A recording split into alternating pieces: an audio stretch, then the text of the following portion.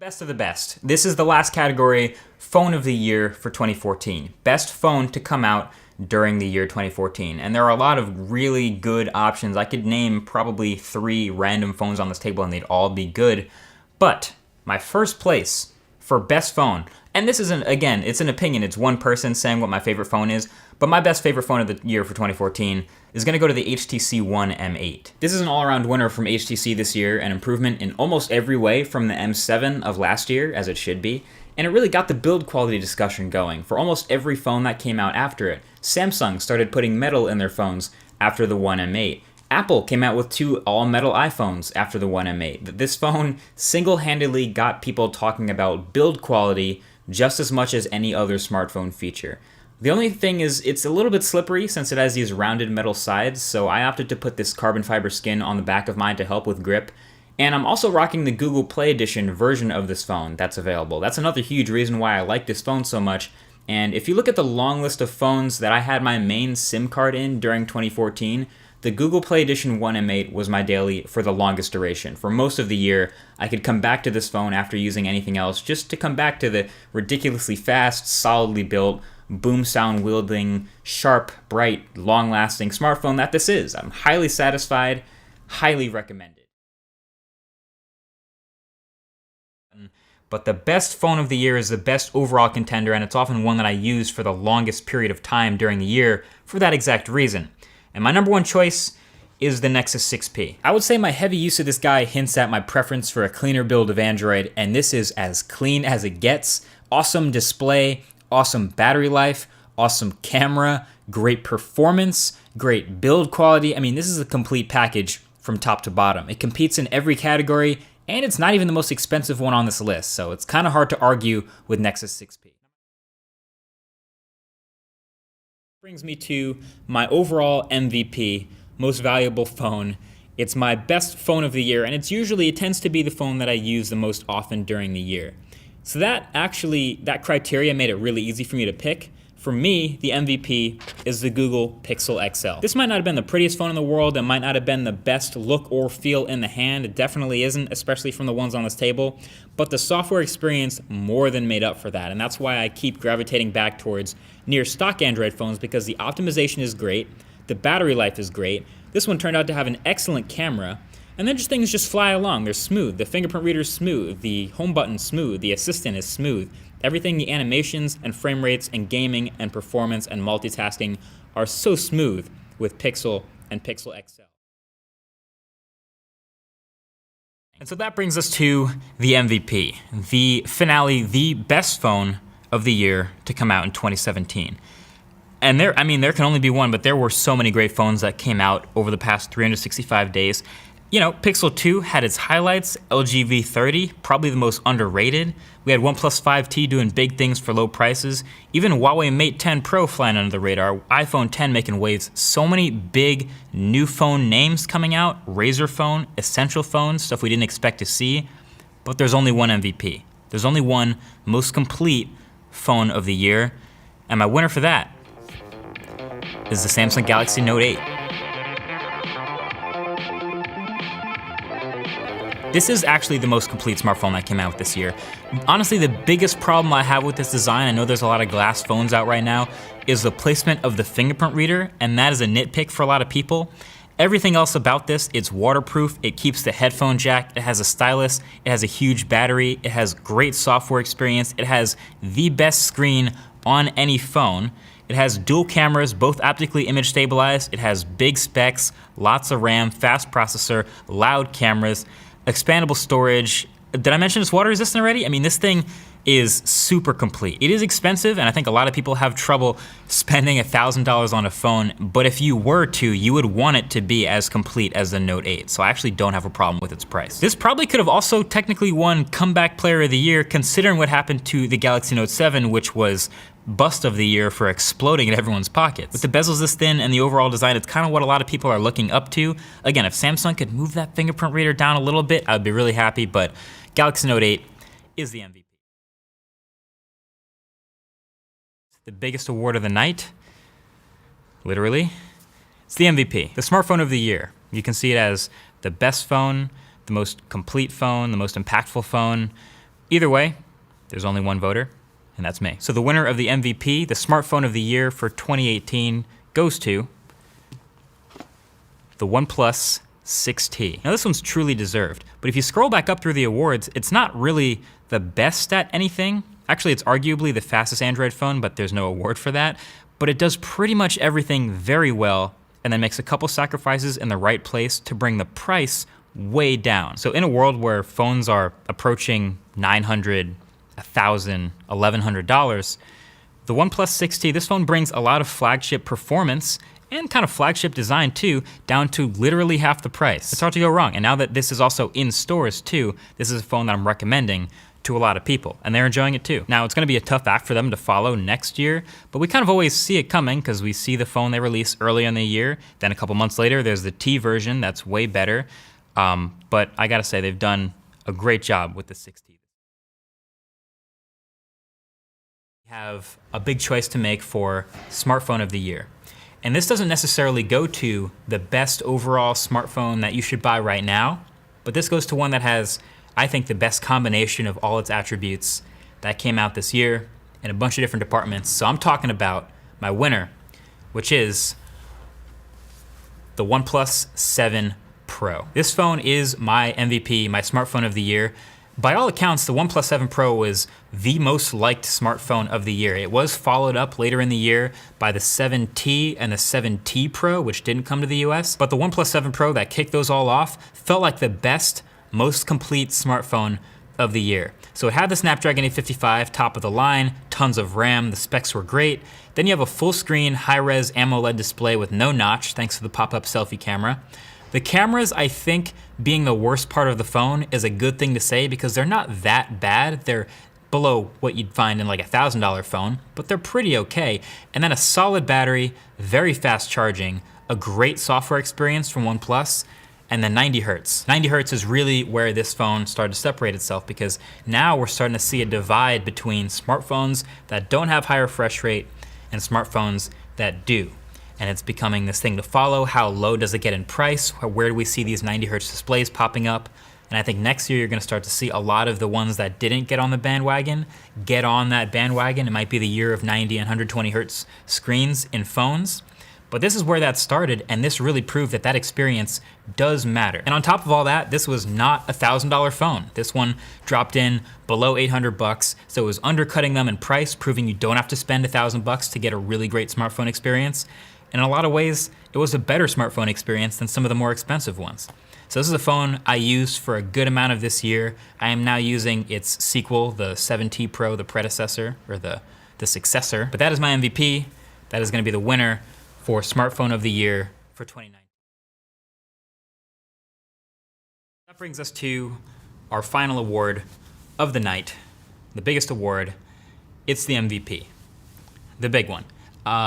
This is drifting back into subjective award territory instead of objective. You know, this could be my favorite overall phone. Doesn't necessarily have to be the one that puts up the biggest, best numbers, but it's the phone that maybe had the biggest impact on what happened this year. It's the phone that maybe was the best overall combination of things. Maybe it's the phone that was in my pocket. But it's the MVP, and it deserves to be recognized to sort of represent the year in phones. And so with that, my MVP for 2020, smartphone of the year, is going to the Samsung Galaxy S20 FE, the Fan Edition. This is an award for its impact on this new premium mid-range tier that really broke out this year and for absolutely nailing it. So when you look back at this phone, the way it launched and the way it was reviewed, it was pretty quiet. You know, not super flashy. It's a Samsung flagship launching somewhere in the middle of their range with a pretty nice feature set, right? But now that we've sort of collectively realized that this awesome price category has gotten so good, this premium mid-range, like $700 thing happening, you know, iPhone 12 drops right in there, Pixel 5 slots right in there, OnePlus 8 Pro slot right in there. There's a lot of action at this new price. This phone, with its spec sheet and its features, is virtually indistinguishable from a flagship. It nailed it. This phone's $699 and it has a 120 hertz OLED display, flagship spec, and it's flat, which is great. The phone has a high-end triple camera system, which is great. It has a Snapdragon 865, a flagship chip, and 6 or 8 gigs of RAM. That's awesome. And the phone has a 4,500 milliamp hour battery. Toss in IP68 water resistance, toss in 5G, toss in fast charging, toss in wireless charging. I mean, it's complete. Really, the only thing you could complain about is this back. It's a plastic back, but it is a matte finish. It's less likely to shatter. I think a lot of people love to complain about plastic, but this had a couple new colors and was actually a pretty nice implementation of it. This phone's launch made the Galaxy Note 20 look stupid. Like, this was an actual flagship killer, more of a flagship killer than a lot of the other stuff that's claimed to be over the years. This was the shining light of this new premium mid-tier breakout category of the year, and pretty much nailed everything about it. Galaxy S20 FE, well done. I guess that's what you get when you have a Samsung, you know, in this whole category. They throw a bunch of stuff at the wall to see what sticks. Some of it really sticks in the form of an MVP. Some of it really doesn't stick in the form of the bust of the year, but they have a most improved. They have all kinds of stuff going on. But I don't know. I think it all kind of comes down to a lot is still happening in this smartphone world. And next year is shaping up to be, well, maybe even more interesting than this year. We get a lot of Generation 2s next year. We get a lot of potential most improveds next year. And with any luck, we'll see a bunch more matte phones. That leads us to the final award of the night. The biggest one, actually, the one we've all been waiting for, which is the MVP, the phone of the year. Now, the thing about phone of the year is, again, now we're drifting back a little bit more into subjective territory, meaning it's not just straight up the best phone to come out during the year.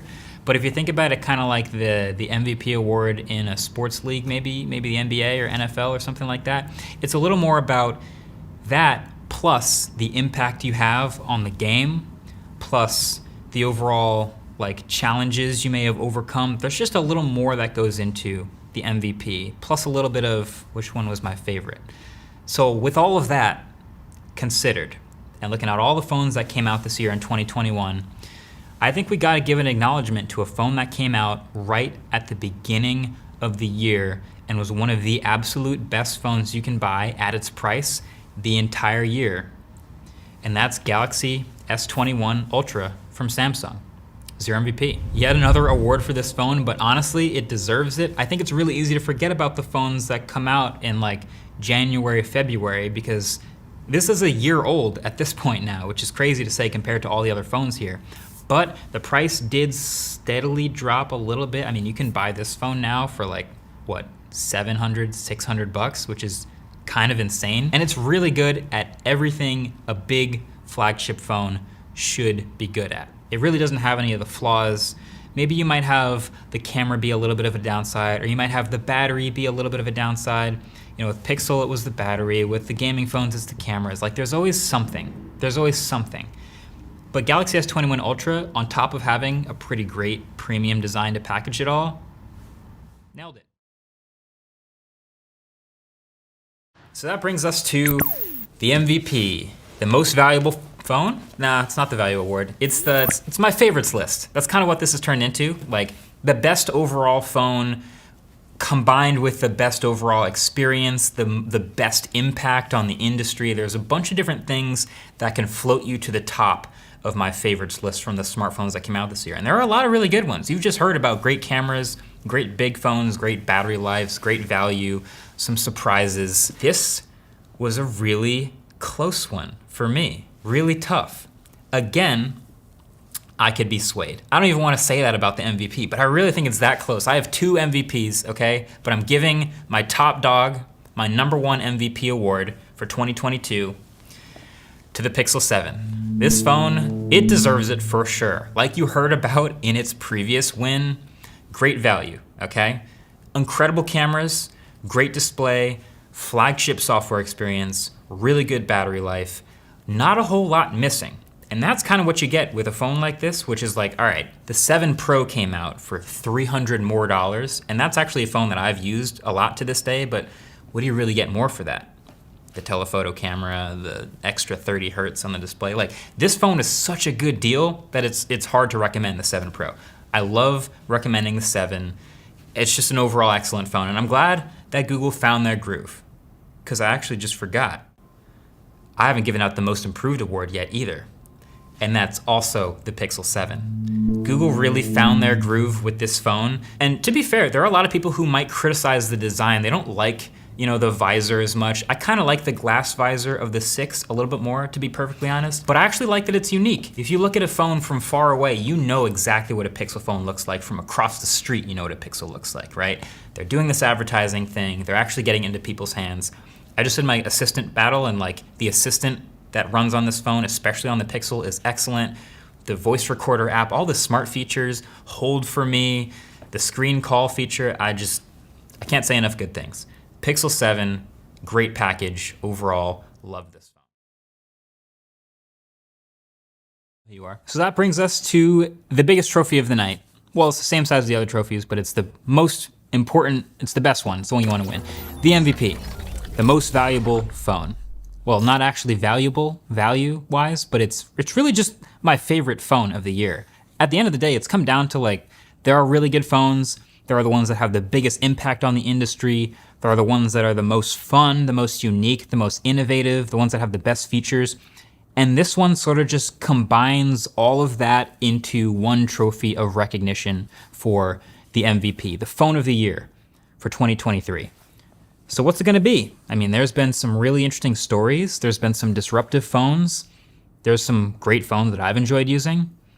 My winner for MVP for phone of the year 2023 is going to the Pixel 8. Well-deserved. Big shout out to the Pixel 8. It has stepped it up over last year. So there's a bunch of things about this phone that are genuinely different from last year, but the headlining one, the one that matters the most, is it's $100 more expensive than the Pixel 7. So it's really gotta deliver and be a great phone to be worthy of that.